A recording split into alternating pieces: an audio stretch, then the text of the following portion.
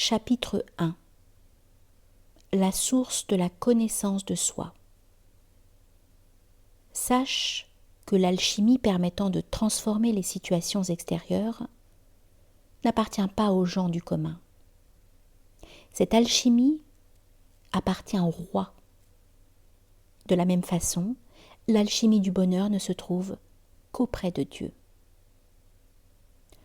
Sont bienheureux les substances angéliques au ciel et les cœurs des saints gnostiques sur terre.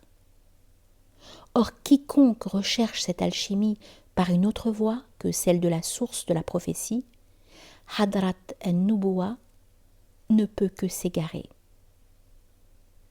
Les œuvres d'une telle personne sont comparables à de la fausse monnaie.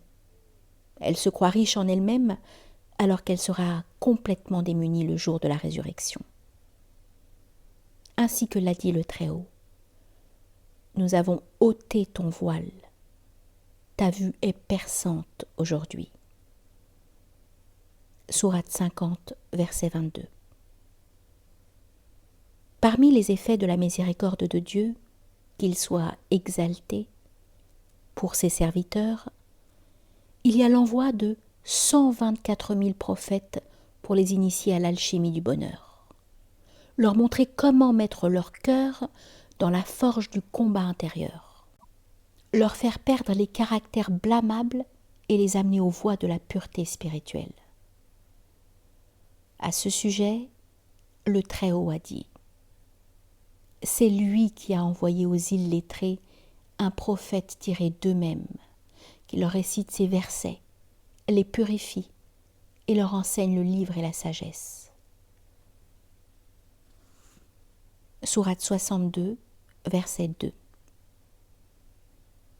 Cela signifie qu'il les purifie des caractères blâmables appartenant à la nature bestiale et qu'il fait des qualités angéliques leurs vêtements et leurs parures.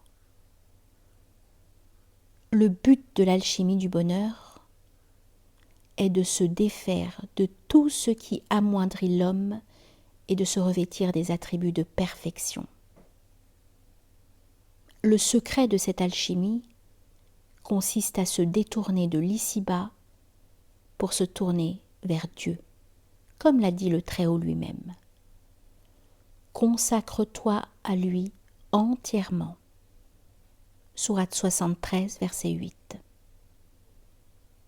Quant aux bienfaits de cette alchimie, il faudrait de longs développements pour les exposer.